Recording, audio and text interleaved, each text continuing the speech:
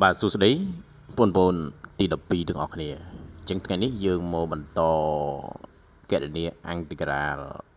ធៀមប្រឡងសញ្ញាបត្រមធ្យមសាស្ត្រទុតិយភូមិតទៅទៀតបាទអញ្ចឹងនៅក្នុងវីដេអូមុនយើងបានបកស្រាយនៅលំហាត់អង្គតិក្រាល E រួចហើយឥឡូវយើងចូលដល់អង្គតិក្រាល Z នេះម្ដងថាតើអង្គតិក្រាល Z នេះគេធ្វើដូចម្ដេចបាទចឹងមុននឹងយើងបកស្រាយនៅលំហាត់អន្តរជាតិ Z សូមជូនដំណឹងដល់បងប្អូនដែលមានបំណងចង់រៀនគណិតវិទ្យាតាមអនឡាញជាមួយលោកគ្រូអាចតំណែងមកគ្រូបានចង់រៀនជាបុគ្គលសិស្សមួយគ្រូមួយក៏បានរៀនជាក្រុមក៏បានបាទអញ្ចឹងម៉ោងហើយនឹងតម្លៃគឺបងអាចឆាតមកផ្ទាល់បាទអញ្ចឹងកុំឲ្យខាតពេលយូរយើងងាកមកដល់ប្រធានលំហាត់ Z យើងវិញអញ្ចឹង Z គឺជាអង្គតិក្រាលកំណត់បាទអង្គតិក្រាលកំណត់ហើយការគណនាអង្គតិក្រាលតម្រូវឲ្យបងប្អូនចងចាំរូបមន្តបាទពីព្រោះអង្គតិក្រាលគឺយករូបមន្តមកអនុវត្តអញ្ចឹងយើងត្រូវមើលរាងរបស់យើងថាតើយើងចូលរូបមន្តមួយណាបាទអញ្ចឹងចំពោះលំហាត់ Z នេះយើងអាចគណនាតាមវិធីតាំងក៏បានឬក៏បងប្អូនអាចប្រើវិធីមួយទៀតបានបាទអញ្ចឹងគ្រូនឹងនិយាយអំពីរូបមន្តដែលត្រូវប្រើនៅក្នុងលំហាត់នឹងសិនអញ្ចឹងរូបមន្តបាទរូបមន្តបើសិនជាអ្នកនរគ្នាមានឬក៏កែច្នៃអង្គតិក្រាលយើងឲ្យវាមានរាងអ៊ុយព្រីមអ៊ុយសេគុណ n បាទដែលអ៊ុយវាខុសពី x ណាអូខេគឺចេញមកបានអ៊ុយសេគុណ n បូក1ហើយចែកនឹង n បូក1បាទចំពោះអង្គតិក្រាលមិនកំណត់គឺគេបូកចំនួនថេសេបាទណាអូខេណាដែលរូបមន្តគ្រឹះរបស់យើងគឺយើងធ្លាប់ជួបមកបើអង្គតិក្រាល x សេគុណ n dx គឺបងប្អូនអាចទៅសេបាន x សេគុណ n បូក1ចែកនឹង n បូក1អញ្ចឹងហ៎បាទអានេះចំពោះ x តែបើវាជាកន្សោលដែលយើងហៅថាអ៊ុយគឺសូមឆ្នៃឲ្យមានអ៊ុយព្រីមពីមុខទៀតបាទឆ្នៃអ៊ុយព្រីមមកមានអ៊ុយព្រីមមុខទៀតអាហ្នឹងបានវាបញ្ចេញមកបានបាទវាបញ្ចេញមកបានអូខេឥឡូវយើងពិនិត្យមើលថាតើយើងឆ្នៃតាមវិធីណាចំពោះអង្គតិក្រាល Z នេះគ្រូអាចសរសេរបានទៅជាអង្គតិក្រាលកំណត់ពី1រហូតដល់4បាទពី1រហូតដល់4នៃ1ចែកជាមួយនឹងរឹស x កត្តាជាមួយនឹង3ដករឹស x អញ្ចឹងអា3ដករឹស x ក្នុងវងកញ្ចក់ហ្នឹងហើយដែលគូហៅថាវាអ៊ុយហៅថាវាអ៊ុយអញ្ចឹងបើវាអ៊ុយសាកយកវាមកព្រីមមើលតើវាស្មើប្រមាណ3ដករឹស x ណាបើយើងយកមក derivative វា derivative 3យើងបាន0 derivative រឹស x យើងបាន1លើ2រឹស x អញ្ចឹងហ៎ក៏ប៉ុន្តែប្រធានលំហាត់យើងមិនមែនដក1លើ2រឹស x ទេនៅក្នុងប្រធានលំហាត់យើងអាកតានេះគឺ1លើរឹស x អញ្ចឹងគ្រូនឹងឆ្នៃវាឲ្យចេញ1លើរឹស x ដែរអញ្ចឹងដើម្បីបាន1លើរឹស x គ្រូត្រូវបោះសញ្ញាដកមកអង្គទី1ហើយបោះមេគុណ2នេះមកអង្គទី1អញ្ចឹងមេគុណវាបោះមកវាគុណជាមួយណាអញ្ចឹងយើងបានដក2ឃើញណាភាសាដកយើងបោះមកអង្គទី1ហើយ2យើងបោះមកវាឡើងមកលើមកអញ្ចឹងដក2យតា3ដករឹស x ព្រីមស្មើនឹងអង្គទី2យើងនៅសល់1លើរឹស x អញ្ចឹងគ្រូធ្វើអញ្ចឹងដើម្បីអីដើម្បីឲ្យវាដូចនេះឲ្យវាដូចជាមួយនឹងកតានេះព្រោះកតានេះគ្រូជួបសរសេរបាទបើជួបសរសេរគ្រូត្រូវសរសេរចូលនេះវិញព្រោះវាស្មើជាមួយនឹង1លើរឹស x បាទនេះគឺការឆ្នៃហើយបើសិនជាវិធីតាំងក៏វាមួយយ៉ាងដែរបាទហើយប៉ុន្តែគឺចង់ប្រើវិធីនេះវាលឿនជាងអូខេអញ្ចឹងអង្គតិក្រាល Z យើងវាទៅទៀតហើយ Z យើងវាទៅទៀតហើយអញ្ចឹង1លើអង្គ1កំណត់1ដល់4ហ្នឹងណាអាកន្លែង1លើរឹស x ដូចនេះទេអញ្ចឹងបើដូចគ្រូសេនេះវិញដូរដាក់ហ្នឹងវិញអញ្ចឹងដូរមកបានដក 2 កតា3ដកឬ x ហើយមក prim ណា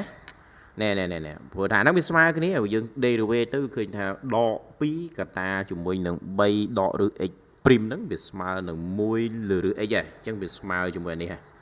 អូខេហើយកតាបន្ទាប់គឺ3ដកឬ x នេះទៅសេឡើងវិញបាទចូលរូបមន្តហើយតែប៉ុណ្ណឹងចូលរូបមន្តបាទណាចូលរូបមន្តហើយរូបមន្តនេះគេគឺអ៊ុយព្រីមអ៊ុយសេគុនអានអញ្ចឹងអាប៉ប៉ាន់នេះយើងហៅថាអ៊ុយព្រីម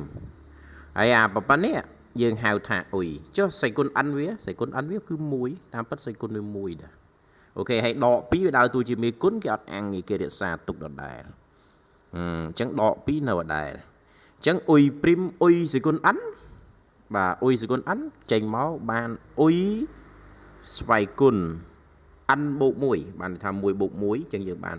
2ហើយយើងចែក2បាទហើយយើងដាក់គ្នាបអញ្ចឹងមកកំណត់ពី1ដល់4អញ្ចឹងដោយសារ2នេះយើងអាចសម្រួលបានមេគុណវាពាក្យបែកហ្នឹងអស់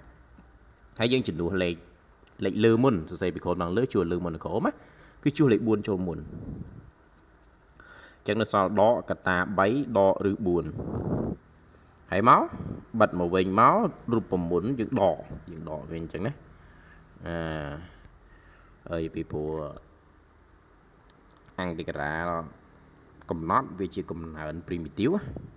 អូខេអញ្ចឹងយើងដាក់ដកនៅកណ្ដាលហើយ3ដកឬ x យើងឥឡូវគឺយកក្រោមគោលក្រោមគឺ1បិទមកវិញមកហើយយើងបង្រួមលេខហ្នឹងទៅ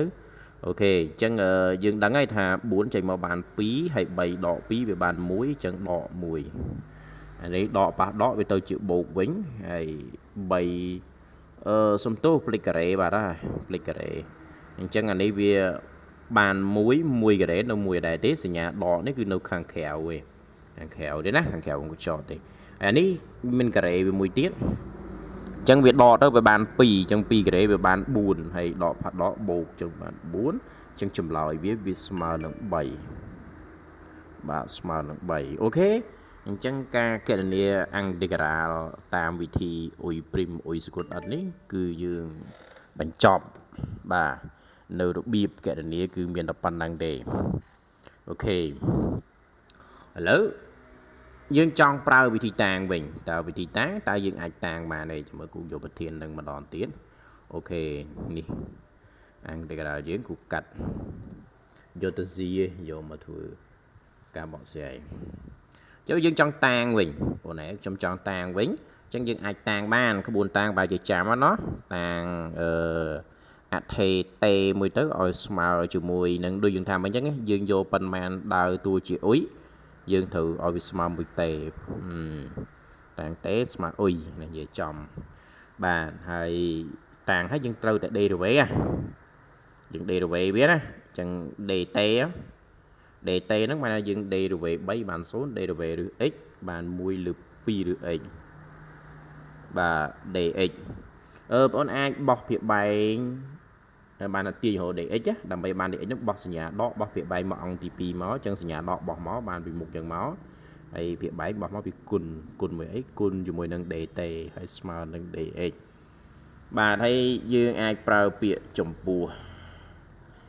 នៅពេលដែលតម្លៃ x ស្មើ1យើងចង់ដូរគូលក្រោមវាហ្នឹងទៅជាអីវិញទៅជាតម្លៃតេវិញអញ្ចឹងយើងយកទៅជួសចូលកន្លែងតាំង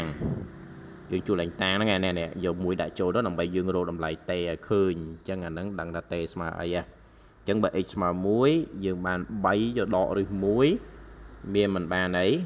3ដកឬការ៉េ1អញ្ចឹងយើងបាន2ហើយចំពោះ x ស្មើជាមួយ4គូលលើវា4យើងយកជួសចូលកន្លែងតាំងដែរអញ្ចឹង3ដកឬ4អញ្ចឹងអានេះ3ដក2ណាព្រោះឬ4បាន2អញ្ចឹងបាន1អញ្ចឹងហ៎អញ្ចឹងលើបាន2អាក្រោមបាន1បន្ទាប់មកយើងយកជួសចូលក្នុងអង្គតិកាល z អញ្ចឹងអង្គតិកាល z ត្រូវបដូរហើយអញ្ចឹងអាកន្លែងលេខ1នេះយើងឈប់ដាក់យើងដាក់លេខ2វិញអញ្ចឹងគូដាក់លេខ2ហើយដល់ពេលអាកន្លែងលេខ4គូបដូរដាក់លេខ1នេះគូលើនេះដូរដាក់លេខ1វិញបាទអញ្ចឹងយើងដាក់លេខ1ហើយយើងទៅទៀតអាភាគយកយើងមិនតាំងស្មើតេ 3 ដកឬ x ហ្នឹងយើងមិនតាំងស្មើទេយ៉ាងហ្នឹង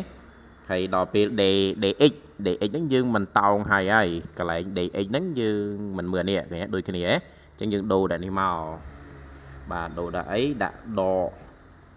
2 ឬ x dt បាទយើងដូរដាក់ហ្នឹងមកហើយភាពបែងឬ x នេះខ្ញុំទុកនៅដែល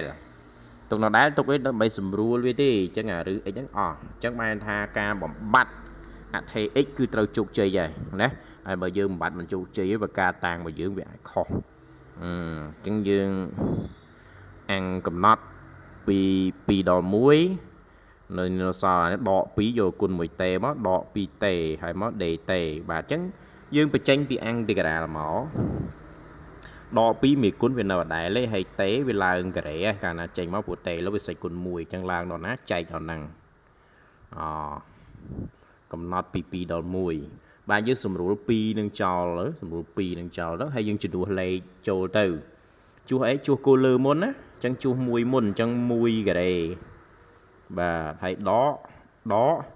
ជួស2ទៅទៀត2ការ៉េអញ្ចឹងដកនេះអត់ប៉ះពាល់ជាមួយការ៉េទេអញ្ចឹងការ៉េតែលេខ1ទៅបាន1អានេះដកប៉ះដកបានបូក2ការ៉េយើងបាន4អញ្ចឹងវាស្មើជាមួយនឹង3ឃើញទេចម្លើយដូចរបៀបទី1អញ្ចឹង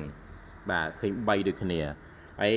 បើសិនជាបងអូនតន់របៀបណាគឺធ្វើរបៀបហ្នឹងទៅបាទគ្រាន់តែវិធីតាំងគឺវាមិនសូវជាស្មុគស្មាញក្នុងការធ្វើទេព្រោះវិធីទី1ខាងលើគឺតាក់ទងជាមួយនឹងការច្នៃណាបាទអញ្ចឹងមានតែប៉ុណ្្នឹងទេវីដេអូគ្រូហើយសង្ឃឹមថាបងប្អូននឹងតាមទាន់ហើយជួយ share វីដេអូនេះឲ្យគ្រូផងចែករំលែកដល់បងប្អូនដែលកំពុងតែត្រៀមប្រឡងបាក់ឌុបបាទហើយជូនពរជោគជ័យការសិក្សាប្រឡងបានឲ្យទីល្អគ្រប់គ្នាបាទអញ្ចឹងយើងនៅមានវីដេអូសម្រាប់ចែករំលែកដល់បងប្អូនទាំងអស់គ្នាតទៅទៀតសូមរងចាំទស្សនាវីដេអូរបស់គ្រូហើយបើមានបំណងចង់រៀនជាមួយគ្រូអាចតំណែងមកគ្រូមកបាទព្រោះចំពោះវគ្គសៅរ៍ទឹកគឺយើងនៅសល់តែ2ម៉ោងទៀតទេសម្រាប់បងជឿរើព្រោះវគ្គសៅរ៍ទឹកគ្រូបង្រៀនតែសិស្សមួយគ្រូមួយទេគ្រូអត់បង្រៀនក្រុមទេហើយច័ន្ទសុក្រគឺមានសិស្សមួយគ្រូមួយហើយនឹងក្រុមបាទអញ្ចឹងព័ត៌មានកាន់តែច្បាស់លាស់គឺតំណែងមកគ្រូមកអូខេជួបគ្នានៅវីដេអូក្រោយតទៅទៀត